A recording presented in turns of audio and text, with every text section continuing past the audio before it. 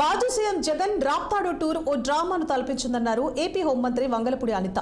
ఉద్దేశపూర్వకంగా గొడవలు సృష్టించేందుకు ప్రయత్నించారని ఆరోపించారు. ఏదో రకంగా సవరాజకీయాలు చేయాలని చూశారని మండిపడ్డారు. ఇక వైసీపీ హయాంలో ఐపీసీ సెక్షన్ ప్రకారం కూడా వైసీపీ సెక్షన్ ప్రకారం పోలీసులు వ్యవహరించారని హోంమంత్రి కామెంట్ చేశారు. 2 రోజుల నుంచి పక్కా ప్లాన్తో గొడవకు దిగారని, డబ్బులిచ్చి వైసీపీ కార్యకర్తలని భారీగా రప్పించి పోలీసులపైకి దాడికి దిగారని ఫైర్ అయ్యారు. ఘర్షణపై స్పందించి ఆ నెపాన్ని పోలీసులు ప్రభుత్వంపై నెట్టేందుకు హెలికాప్టర్ నాటకమాడారని ఆరోపించారు హోంమంత్రి వంగలపూడి అనిత. అన్ని పక్కన పెట్టండి, టైమింగ్ అవని కాదు. విఐపీని తీసుకెళ్ళడానికి పనికిరాని చాపరు పైలట్ ఎలా తీసుకెళ్ళి అక్కడ ల్యాండ్ చేశాడు? ఒకసారి ఆలోచించండి. దీని మీద కూడా సమగ్రంగా దర్యాప్తు చేస్తున్నాం. జగన్మోహన్ రెడ్డికి చుట్టూను 900 మంది 5 సంవత్సరాలు ఎలా అయిపోయిందంటే చుట్టూ 900 మంది పోలీసులు, 2000 మంది పోలీసులు, పరదాలు, 5 సంవత్సరాలు అలవాటు అయిపోయాయి.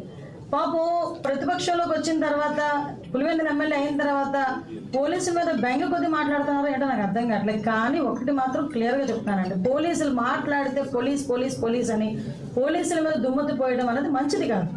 నేను అందుకే చాలా క్లియర్గా ఎంతమంది పోలీసులు పెట్టాం. ఈ రోజుకి అండి జగన్మోహన్ రెడ్డి గారు ఎక్స్ సీఎం హోదాలో ఉన్నారు కాబట్టి వాళ్ళ భార్యకి సెక్యూరిటీ ఇస్తున్నాం, వాళ్ళ తల్లి గారికి సెక్యూరిటీ ఇస్తున్నాం, వాళ్ళ చెల్లికి సెక్యూరిటీ ఇస్తున్నాం.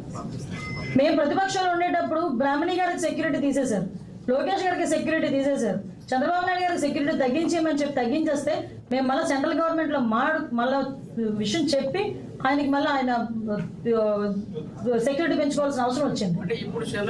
యాక్చువల్గా ఒక సీఎం సెక్యూరిటీకి వెళ్తే మొత్తం చుట్టుపక్కల ఉన్న ఎస్పీని వీళ్ళందరినీ కోఆర్డినేట్ చేసుకొని అక్కడ సిచ్యువేషన్ బట్టి, ఒకవేళ బహిరంగ మీటింగ్ అనుకోండి ఇంచుమించు ఒక 1000 మంది వరకు మేము డిప్లాయ్ చేస్తాం.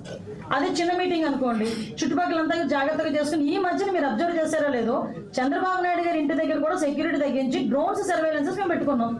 అదేవిధంగా ఇక్కడ కూడా ఎక్కడైనా డ్రోన్స్ సర్వేలెన్సెస్ పెట్టుకుంటున్నాం, సీసీ కెమెరా సర్వేలెన్సెస్ పెట్టుకుంటున్నాం.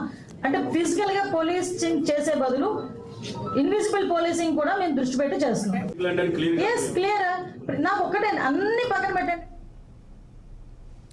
ఏపీ రాజధాని అమరావతి పనులు శరవేగంగా కొనసాగుతున్నాయి.